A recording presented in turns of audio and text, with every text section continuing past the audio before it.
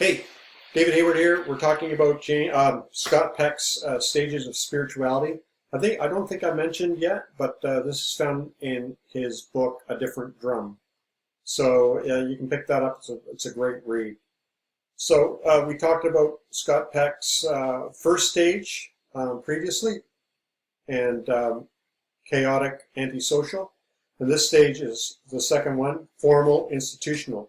And this is where people enter into the community through conversion, baptism, or they say their confessions or whatever. This is where you become a part of the community, a part of the spiritual community, the church, for example. This is because it provides security, there's rules, there's stability, and we become attached to the forms of this religion. It's like a new convert to the church. How excited they are, and how devoted they are, and how obedient they are, and how they follow everything to the letter of the law, and they love the way everything's done, and it has to be done perfectly. And it's at this point where they just feel so embraced, and there's security, and it's life is simple because there's rules to follow and everything is stable. But this is a stage also where they can't handle questions.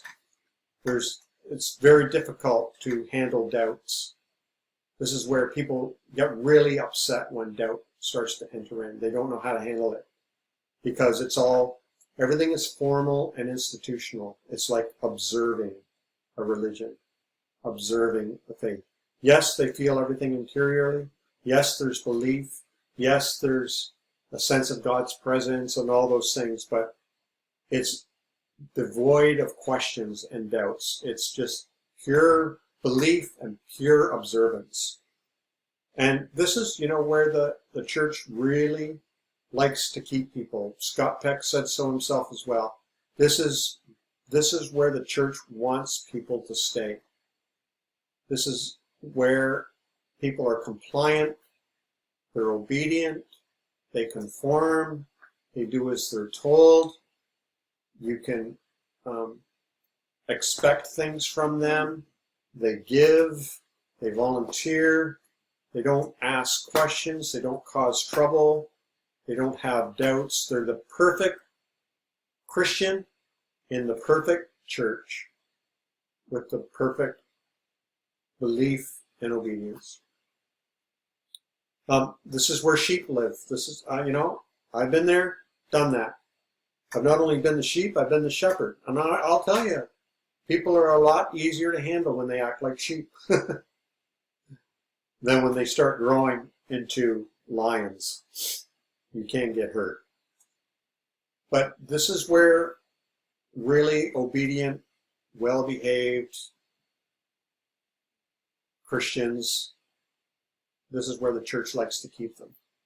Maybe you totally recognize this, where you enjoyed the security, you enjoyed the rules, you enjoyed the stability, you enjoyed the forms. I remember the last church I was at, I loved it.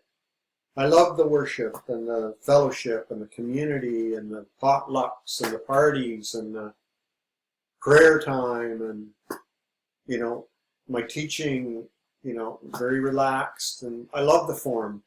I loved the way we believed and the way we behaved and how everything was running smoothly. I loved it. I did.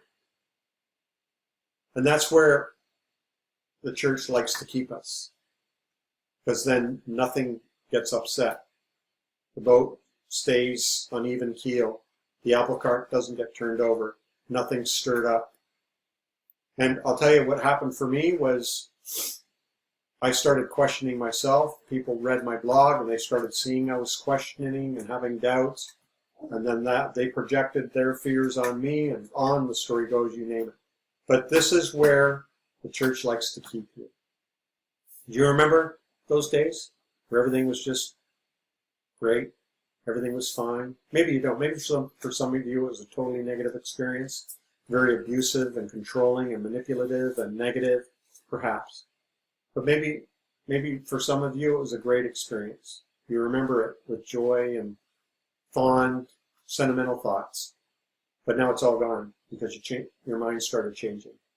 Well, that's because you were no longer a sheep. And it was time for you to move on to the next stage. So let's move to the next stage. I'll see you there.